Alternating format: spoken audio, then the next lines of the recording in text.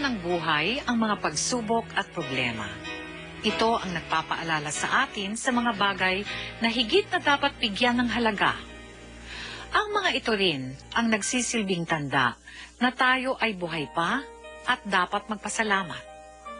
Pero may mga pagsubok na sadyang mahirap kalimutan. May mga trahedyang nag-iiwan sa atin ng labis na sakit, ng malalim na sugat na maaaring hindi na maghilom.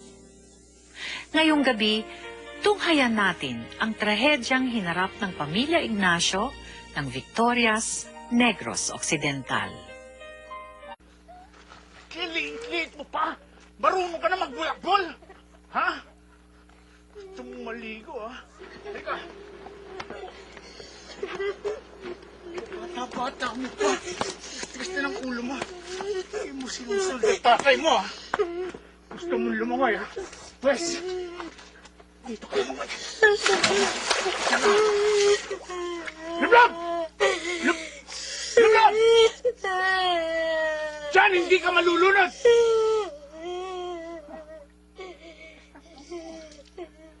Hindi naman po eh. Nilalaro na naman po. Bakit po si Raymond pinapayagan niyo? Si Mana naman Ay! siya. Nagpapaliwanag ka ba? Hindi ka na batang paslit, pare. Dapat naiintindihan mo yan. Abay kang gumagaya kay Raymond. Naturingan ng kuya, dapat tinutularan ka. Hindi kang gumagaya. Paano ka sundin naman kapatid mo yan? Paano nangyayari dito? Parang ka tumatagdag pa ulo. Hoy! Huwag mo yaahon yan. Hayaan mo magtanda yung bata yan. Hoy! Diyan ka lang, ha. Huwag ka nga alis dyan hanggat di ko sinasabi. Lublab! Lublab! Maginaw eh. Kailangan magtanda yan.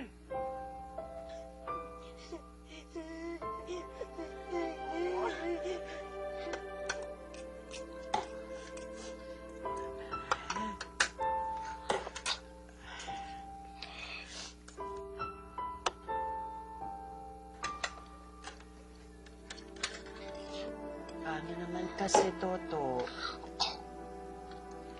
Nagsusumikap kami para makapag-aral kayo. Pagkatapos, magbubulakbol ka. Nung araw nga, hindi kami makatungtong ng eskwelahan.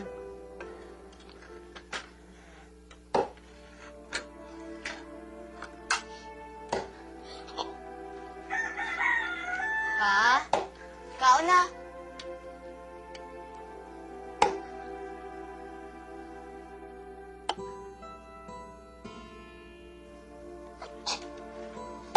Sige na. Ubusin mo na to, ha?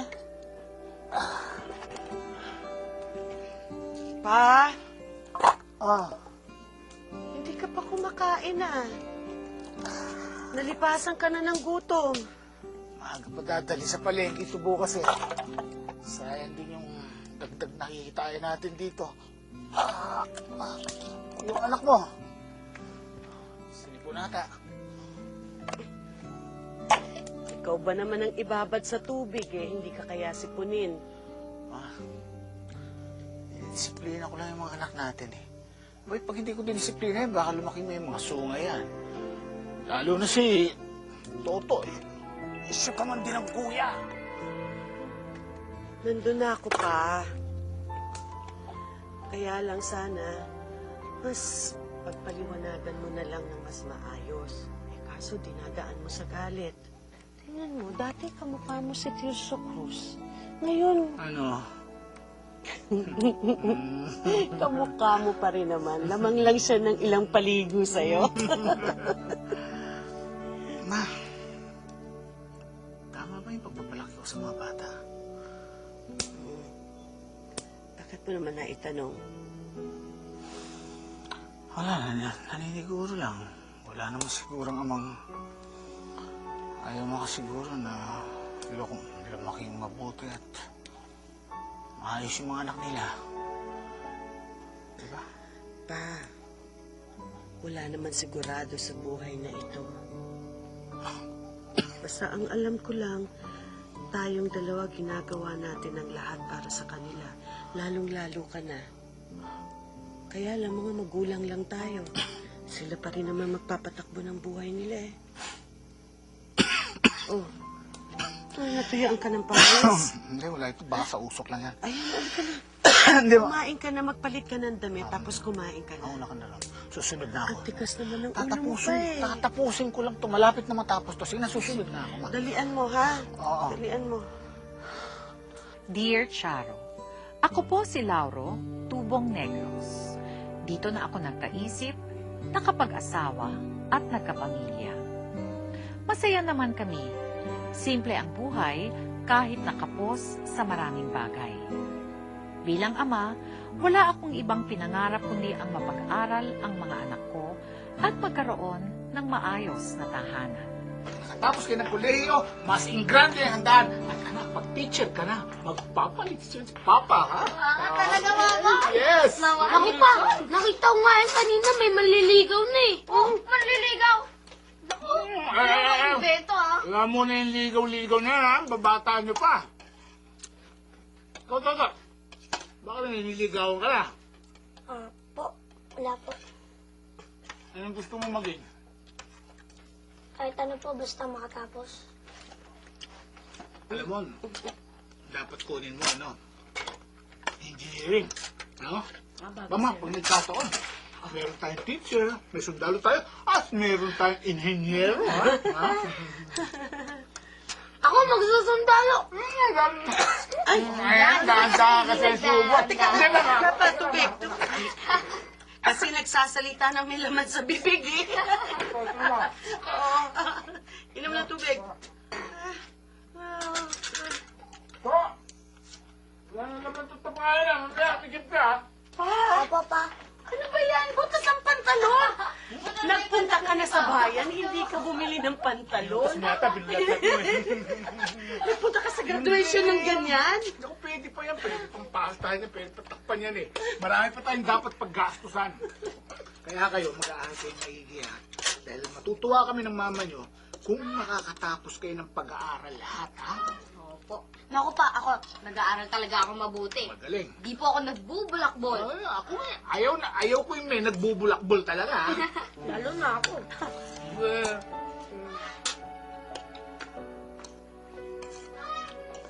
So, tapos ka na kumain? Magigib na po ako para pangugas ng pinggan mamaya.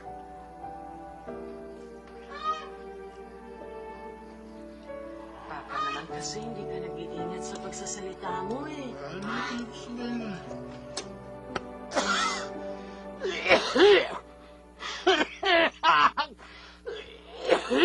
Pa? Pasama ng pasama yung ubo mo, ah. Ilang araw na yan. Wala, nasa mid lang ako ma. Alam mo mabuti pa, itigil mo na yan. Magpahinga ka na lang. Hihirit ka pa eh. Ako nang bahala sa'yo. Ito na. Magpaalam na kayo sa papa niyo. Mama, wala na po kami. Sige. Wala na po kami, ma. Sige. Ma, wala na po kami. Sige. Pa, wala na po kami.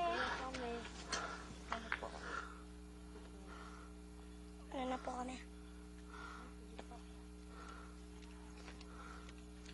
To. Ay, dagdag niyo sa baon niyo.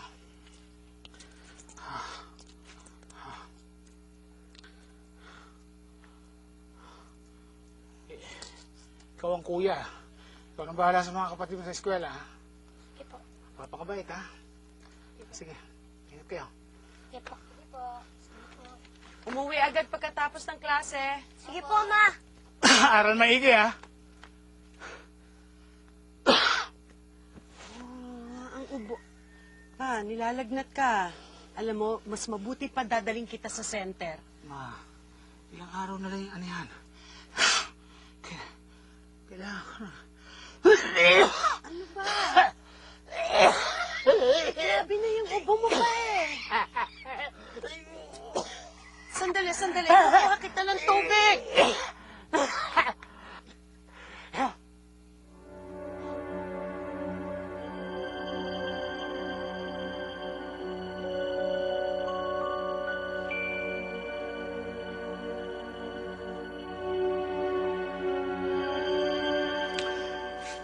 Mga anak, medyo may sakit ang papa.